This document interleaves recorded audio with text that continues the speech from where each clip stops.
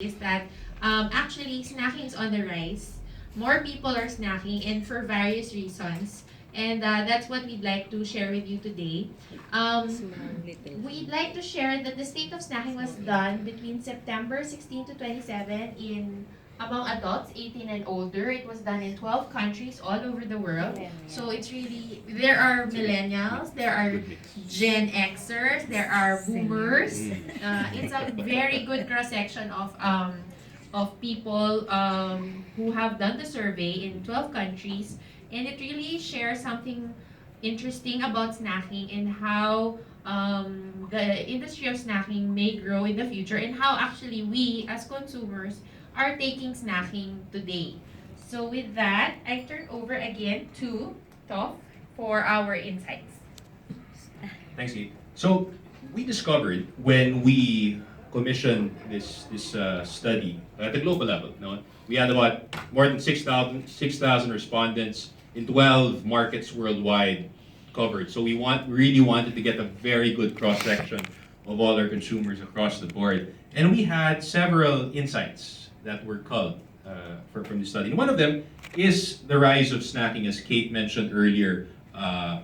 We did already. This is something that we already had an idea of because we saw that, of course, in the sales patterns, right? But this study just reinforced that, and we have now actually we have the concrete numbers to show. And based on the study that we commissioned, it shows that 6 out of 10 adults now prefer to have snacks, small snacks, throughout the day, as opposed to having those 3 big meals. No? And what that tells us is that, of course, your consumers are changing, but also it's reflective of how we are as a society.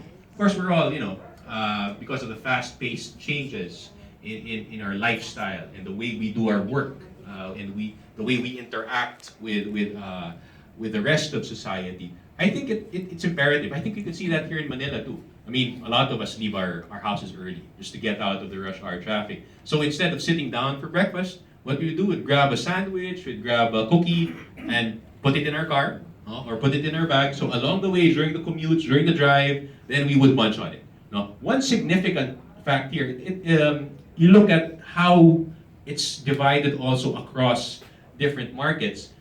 So 7 out of 10 people who live in the developing world have that preference now to have about 6 small meals across the day, as opposed to having 3 sit-down big meals. And I think it's reflective of the way they live their lives in their various countries. Also significantly, 7 out of 10 who say that this pattern is applied to them are millennials. No? And I don't think it's very surprising, because millennials, of course, are very much on the go. You can see that in the way they use their mobile phones. No, we use our mobile phones, and they like things very fast-paced, right? So I think it's also consistent with the eating patterns that we see, and quite significantly, a lot of them also now are veering towards a priority on health, right? For those of us who have Netflix, there are a number of documentaries now that more and more talk about the importance of eating right. And I think it's also reflective in the consumer patterns that we have. I think what's not shown on this slide is quite significantly when we broke it down per market, right? These 6 small snacks. It differs as to the time when they prefer to consume these snacks. And this to me was pretty interesting. In the Philippines and most Asian markets, they prefer to consume their snacks in the morning. No, most of them consume their snacks in the morning. Hindi na nag In, breakfast. I think in Europe and in South America, they prefer to consume most of their snacks in the afternoon. No, I think this is a byproduct of that tea time. The British Commonwealth colonial era of practice of having tea time, right? And I think it reflects in that habit. And quite significantly, the U.S., North America, prefers to consume their snacks somewhere closer to the evening. I think this is closer to that habit of them sitting on the couch, just watching TV and watching sports, right? And I think it's pretty consistent also with what we expect of them. So again, snacking has grown as as a priority now for most of our consumers. And if we go to the next slide, we will see also that snacking is not just a way of consuming and filling their stomachs, but has also some significance in forming their culture and identity. So allow me to explain a little what we mean by this finding of the study. So for a lot of the participants, they say that snacking for them evokes a certain sense of nostalgia. No, I think that that's very applicable for us Filipinos, right? I mean, for me, when I saw this, what I remembered initially was the snacks my lola used to prepare for me. No, whenever I get home after school or playing sports, then I would come home to their house with a merienda, with some sandwiches, with a drink of sagot gulaman. No, that was what my lola used to prepare to me. So even up till now, my wife complains about this a lot. This is before the rise of milk tea and all that other things. Every time I see sagot gulaman, I always get it because it would remind me a little bit about me growing up. No, it evokes that sense of nostalgia. So I suppose this finding that it evokes a certain sense of a reminder of the good old days for them. Apparently, it's also universal. It's not just confined to us Filipinos. It's very much ingrained in a worldwide pattern. So apart from nostalgia, it also forms part of their identity.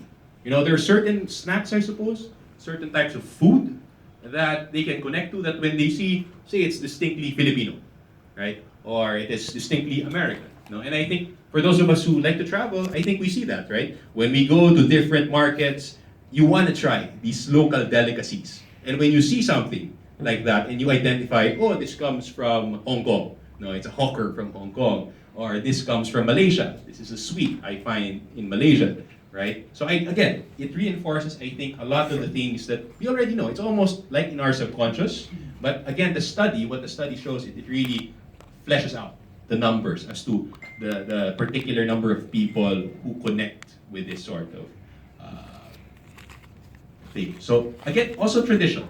No? Very big on in Filipinos, particularly for us, na pag pumunta tayo sa isang bahay, ang unang tanong sa atin, kumain ka na ba? Or kain tayo. Diba? So again, very, very cultural, but again, what's surprising for me is it's not confined to Filipinos. Apparently, according to the study, almost 7 in 10 people connect their snacking with tradition. No? So it's not unique. It's not something that's uniquely Filipino, but apparently it's a universal thing that is shared. It's almost like a common language, if you will, across different markets. And then lastly, a connection. Now again, linked to that tie-up of us using food as a social tool to connect with our friends, with our loved ones. No? So again, it's sometimes even if it's something that's an indulgence, no, something that's very sweet or very salty, you offer it. I remember my father comes from Lukban, Quezon, and one of the delicacies of that place, apart from the lambanog, is the longganisang Lukban. No, it's very delicious. No, if you keep on eating it every day, you will decrease your lifespan by about 5 years instantly. But very delicious. But it's a great way to connect also. It's a great way to connect with friends and family.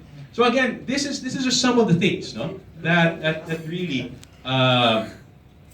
really form a cultural identity, and quite interestingly, it's very much tied to snacking.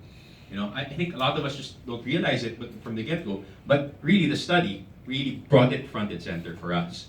And then, lastly, it's also something that is it kind of cuts across generations because these habits that we have, what we discover is as parents, you want to pass that on. It's almost like a life lesson that you want in say socializing or even trying to pass on some rituals, if you will. So parts of what they want to pass on are healthy snack traditions, their favorite childhood snacks. I think a lot of us can relate to that. Our parents will feed you, kainin mo to. And cultural snacking rituals. I think yun nga, like my experience with my lola, coming home after every morning class or sporting event, then they would have a ready snack available. So, what I think overall, what this thread tells us is that there is a very close connection between the way we snack and how we see ourselves as almost as a way of life.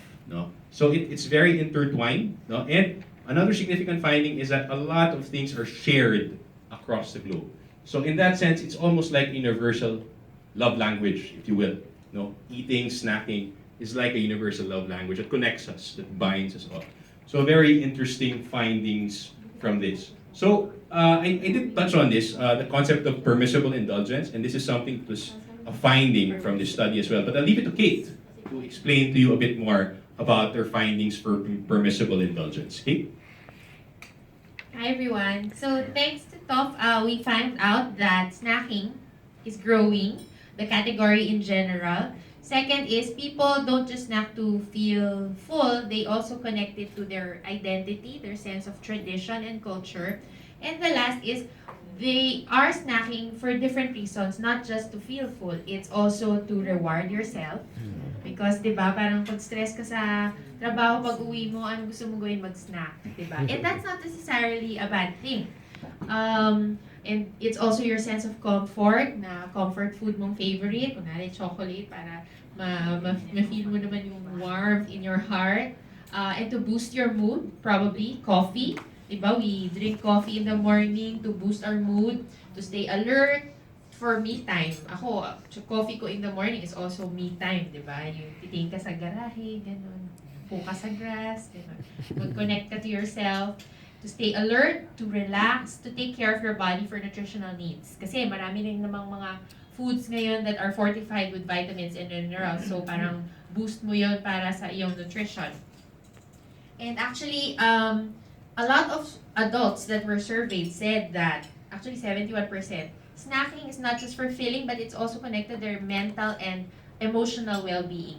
Diba? So parang snacking, it's not just food right now, it's also for your sanity. Diba? It's also your sanity break, kumbaga. And that's why, as a company, where we would like to be of service to consumers is to advocate for portion control. Na it's okay to have permissible indulgence. Permissible meaning, eat what you like, but in moderation, always. Kasi lahat naman pag nasobrahan, masama. Sobrang traffic, masama. Sobrang trabaho, masama. Sobrang bakasyon, wala ka na trabaho. Diba? So, everything in moderation. That's basically what we're just advocating, that it's important to snack, but snack in a good way with portion controls. Like, for example, here in the Philippines, we offer portion control products like Oreo Minis. Yung isang pack nun is less than 200 calories lang. So if you're watching your calories, you know that you can eat that because it fits into your 2,000 or 1,800 calories for the day.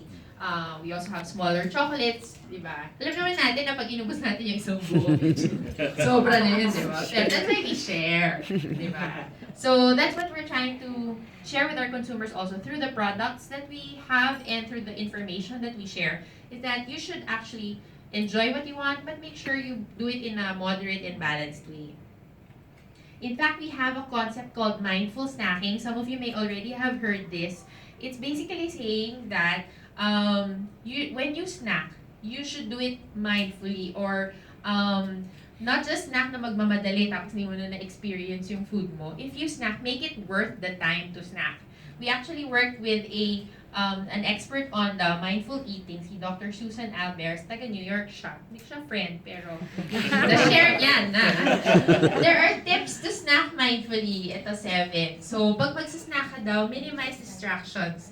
Huwag ka na munang manood masyado ng TV or huwag kang tutok dun sa Korean novela. Kasi hindi mo mapapansin yung kakainin mo, di ba? You have to mind what you're eating. So minimize your distractions.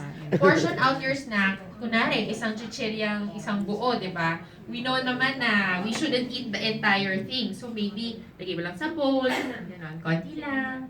Or kung ano na yung portion, recommended for the day.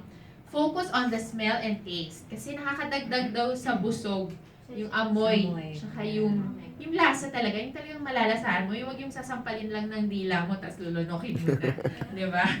You should really focus on the smell and the taste. And then notice the textures because textures play a very important role in how we feel full. Di ba? Pag kunwari sa salad nga, gusto mo may malambot, gusto mo may sweet, gusto mo may crunchy din because it adds to the overall flavor of you're eating, na hindi lang puro malalambot o lahat pare-pareho yung lasa. Chew thoroughly, yun nga, wag lang po sasampalin ng dila, tapos gano'n. Kailangan we chew, di ba sabi nila 30 something times before we digest, para talagang ma-enjoy mo, yung na-feel mo talaga yung snack mo. And finish one bite before starting the next. Yun nga, di ba minsan tayo nagmamadali na, ay, kailangan na ubusin to, pero parang hindi mo na-enjoy kasi masyado mong minadali. So take your time, savor your snack, make the time for yourself, make the time for your well-being to focus on yourself and your snack. So there. So those are the things that we'd like to share with you. That's where snacking is right now. We think it's very important because it really tells a lot about our behaviors as people who eat, and we all eat anyway. Everyone eats, so we feel it's very relevant. And today, why the buffet spread is quite generous. We would like you to enjoy yourselves. Take the time to taste all the flavors, all the textures. Really practice mindful snacking. Pero snacking, aka lunch. Yes. So we thank you for We listening did. to us. And I turn you over again to EG. Yes. Okay.